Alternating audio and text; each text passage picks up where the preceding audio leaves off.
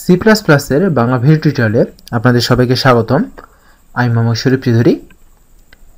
আজকের পর্বে আমি টেমপ্লেটের টাইপ মিক্স নিয়ে আলোচনা করব। আমরা যখন একটা টেমপ্লেট ফাংশন তৈরি করি, তার উদ্দেশ্যটা হচ্ছে যে এখানে আমরা যে ডাটা টাইপগুলো ইউজ করব সেটা আমরা ফিক্স করে দেব না, মানে আমাদের প্রোগ্রাম তার চাহিদা অনুসারে যখন তখন চেঞ্জ হবে। সো আমরা ডাটা টাইপ আবার বিভিন্ন জায়গায় ইউজ করি, সেটা হচ্ছে রিটার্ন টাইপ হিসেবে হতে পারে বা প্যারামিটার হিসেবে হতে পারে। সো এই যে আমি বললাম যে এগুলো আমি ফিক্স করে রাখবো না, যে আমার যখন ইন্টিজার দরকার হবে তখন এটা অটোমেটিক্যালি ইন্টিজার করে নেবে, যখন ফ্লোয়েট দরকার হবে অটোমেটিক্যালি ফ্লোয়েট করে নেবে। কিন্তু এটা আমরা চাইলে ইচ্ছা করলে যে ফিক্স করে রাখতে পারি। যেমন আমি আগে একটা টেমপ্লেট ফাংশন তৈরি করি।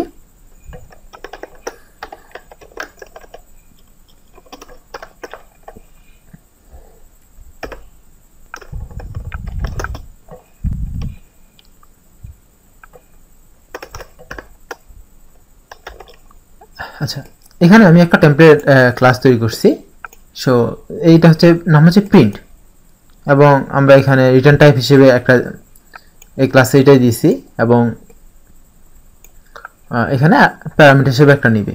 সো আমি জানি যে এই ফাংশনটা যখন আমি এখানে ডিক্লেয়ার করব বা এই ফাংশন যখন চালাতে যাব, তখন আমি জাস্ট প্রিন্ট 5 লিখে দিলে সে এই 5 দেখে বুঝে যাবে যে এটা হচ্ছে ইন্টিজার।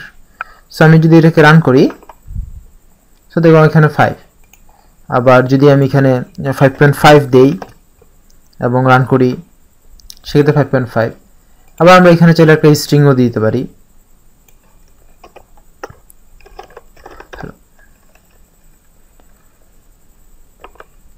সেক্ষেত্রে স্ট্রিং। সো এটা অটোমেটিক্যালি নিচ্ছে। কিন্তু এইখানে আমাদের একটা বিষয়, যে যেহেতু এই ফাংশনটা জাস্ট একটা প্রিন্ট করতেছে কিন্তু রিটার্ন করতেছে না, তার মানে এটা একটা ভয়েড দেওয়াটা এখানে অনেকটা যুক্তিসম্মত। আমি ভয়েড না দিয়ে আমি এখানে টি দিছি, টিটা এখানে অটোমেটিক্যালি ভয়েড হিসেবে নিয়ে নিয়েছে।